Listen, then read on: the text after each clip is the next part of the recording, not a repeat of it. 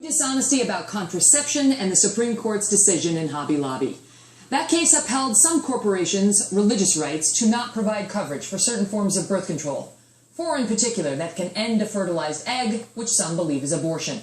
Nancy Pelosi and other Democrats declared this proof of the war on women, telling folks the court had actually banned contraception, which is false. The Kelly file corrected the record and urged others to do the same. The next day, PolitiFact labeled Ms. Pelosi's claims false, and yesterday the Washington Post agreed, going on to denounce several claims by Democrats as not warranted by the facts. This week, some liberals are at it again, saying that decision was based on bad science, that the four forms of birth control in no way amount to abortion because they do not end a fertilized egg, they just prevent contraception in the first place. Here's Jon Stewart having some fun on that point, which has popped up in several left-wing forums. One thing struck me about the decision. Hobby Lobby didn't want its employees' insurance to cover certain contraceptive methods, such as Plan B, because they said that method caused abortions. The problem with that is not, that's what I'm looking for, true. To be sure, these birth control methods do not cause abortion like the ones performed at Planned Parenthood on a table. But they can and do end fertilized eggs. And to many, that is ending a life. Still, the left maintains this is all bogus science, offering op-eds by doctors that conclude at least, quote, 3 of these 4 contraceptives do not lead to abortion, even using the conservative definition of when life begins, namely, when an egg is fertilized. So where on earth did that come from? Where did we get that notion? Well, there's the Supreme Court opinion, which specifically finds that, quote, these 4 methods may have the effect of preventing an already fertilized egg from developing any further by inhibiting its attachment to the uterus. It's right there in black and white. But maybe those 5 majority justices didn't know what they were talking about. They were probably just citing some Hobby Lobby shill. Oh, well, actually, they were citing the government's own brief. They were citing the government. The government was making this point. Well, what does the government know? They were basically, it was DOJ representing Health and Human Services. Upon whom were they relying for their facts? Oh, the Food and Drug Administration? The group that actually oversees these very drugs? Well, maybe the FDA wasn't clear. Maybe it didn't notice. Let's see what it actually said about these drugs. This is from the FDA. According to FDA-approved product labels, a copper IUD works by preventing implantation of a fertilized egg in the uterus. Oh. An IUD with progestin alters the endometrium, meaning the uterine lining. Plan B may inhibit implantation of a fertilized egg in the uterus. Oh, all right. And Ella may also work by affecting implantation. It's all there, black and white. The science actually sounds pretty clear. But perhaps the justices should have ignored all that and instead relied upon agenda-driven pundits to better understand the science here. Or perhaps these ideologues should think a bit more before trying so hard to mislead and divide us. Joining me now, Chris Steier, our Fox News digital politics editor. You know, Chris, it's like they try one misrepresentation, and when they get called out on it, they try another. Counselor, I don't know how you expect me to follow an introduction like that. The U word used more times in the last 3 minutes than I think. Does that make you uncomfortable? I'm perfectly fine. Do you feel more comfortable with uterine than uterus? Neither, please. Right. Neither, please.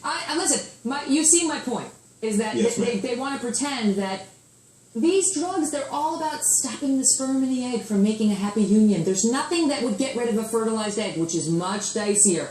Yes, there is. That is what they do in part. And the FDA and Health and Human Services and DOJ specifically represented that to the United States Supreme Court.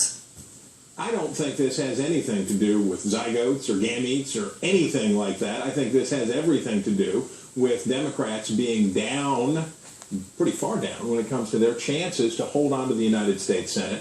I think this is wholly about trying to terrify female voters and particularly Democratic donors in the early going to create torrents of cash to pour forward for Harry Reid's super PAC and for the president's super PAC to go out across the country and then say of Republican candidates, male and female, whatever their positions, even those who want to have the pill available over the counter, to say to those people, these are cavemen. these are aconite monsters who want to lurk in your gynecologist's office and take rights away from you. I think that trumps anything that is close to the truth. I think that is a way more important truth in Washington is down in the running to keep the Senate than anything that the FDA ever said. No one, and they're banking on no one doing the work it takes to disprove these misrepresentations. Am I wrong? Because the Washington Post and PolitiFact called out Pelosi and Harry Reid and all these others when?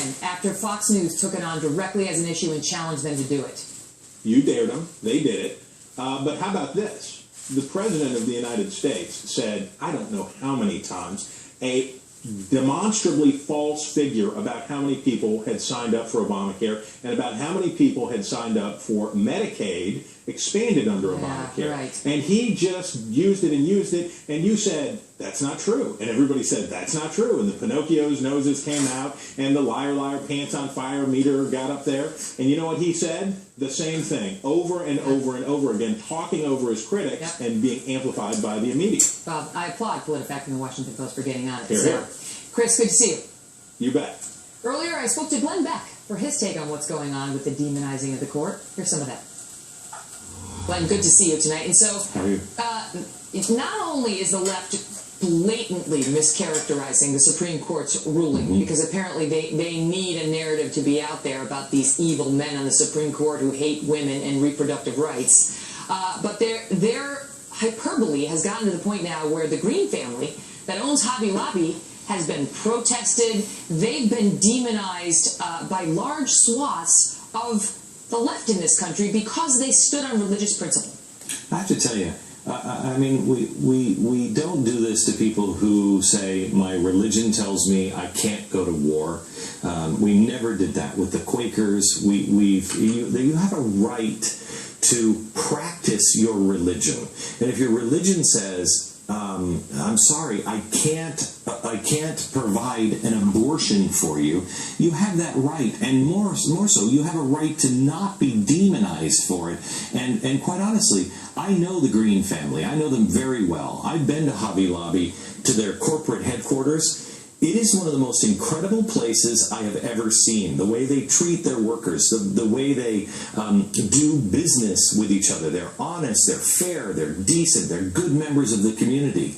And they're offering health care. They're just saying, guys, we believe that abortion is murder. If you don't, that's fine. But we do. And you can't force us to do this. What kind of country do we live in where you have to be forced to violate your most fundamental right of the practice of your religion? And now they want to argue about, well, the Greens were wrong. These 4 drugs don't actually end a fertilized egg. They just prevent ovulation. It's come to that, Glenn, which is completely false. The FDA and their own briefs prove that's not true. The government is the one that went in there and said these 4 drugs do end a fertilized egg, which many on the religious end of it, in fact, many scientists believe that is when life begins, when a sperm fertilizes an egg. May I just speak for all of America? This is why we love Megyn Kelly so much.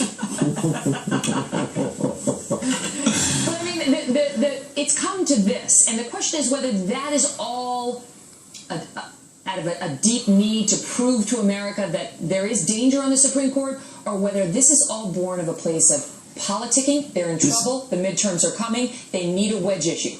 Yeah, this is what America is tired of on both sides, and at least I am. I am really tired. I'm so done with the left and the right. I'm so done with the talking points of both the Republicans and the Democrats. I'm so done with the boogeyman. Even with me, with the president. The president. It does not, he does not play a role in my life. He doesn't. I'm not upset with him anymore. I'm not going to, I have my set of beliefs. He has his. That's fine. I'm going to stand for the principles that I have, but he's not going to control my emotions anymore. He's not going to play on my emotions. It's so divisive what's happening to us. And Megan, I said on your show, I don't know how many months ago, and people still say, oh, well, what did you mean by that? we all play a role. We all play a role in the divisiveness or the uniting of our country. Every day, every word that we choose, me and you at home, and we just have to say no more. I'm not going to play that game. I'm not going to play into your fear mongering of bad boogeymen. I think there are really bad people in Washington. I think there are people that want to destroy the United States of America. Really? All around the world, and some of them here. As Abraham Lincoln said, to destroy us, it would have to be national suicide. By not paying attention, we're engaging in national suicide. But I will tell you this. I'm going to stand for my principles just like the Greens have stood for theirs. I'm not going to play this political game anymore.